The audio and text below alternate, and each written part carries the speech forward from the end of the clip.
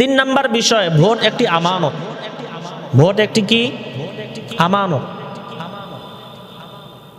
আর এই আমানতের যোগ্য, এই দায়িত্বর যে যোগ্য ব্যক্তি, তাকেই এই আমানতটা তাকে দিতে হবে।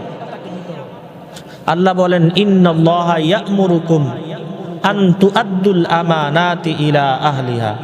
আল্লাহ বলেন, আমি তোমাদেরকে নির্দেশ দিলাম, হে দুনিয়ার মানুষ, তোমরা প্রত্যেকের আমানত যোগ্য ব্যক্তিকে দিয়ে দিবা।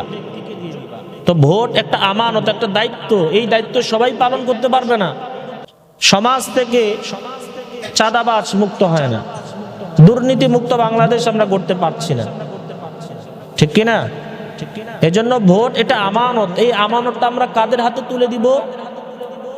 যারা যোগ্য প্রার্থী, যারা দেশের জন্য কাজ করবে, যারা জনকল্যাণের জন্য কাজ করবে, যারা ইসলামের জন্য কাজ করবে, যারা গরিব দুঃখীদের জন্য কাজ করবে। বর্তমান সমাজে যারা ধনী তারা আরো ধনী হয়ে যায়, যারা গরিব তারা আরো বেশি গরিব হয়ে যায়।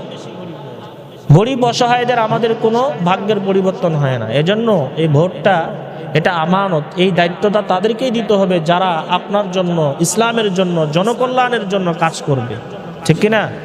এজন্য খুব বিবেচনা করে, জাস্টিফাই করে আমাদেরকে কি করতে হবে? এই ভোট দিতে হবে।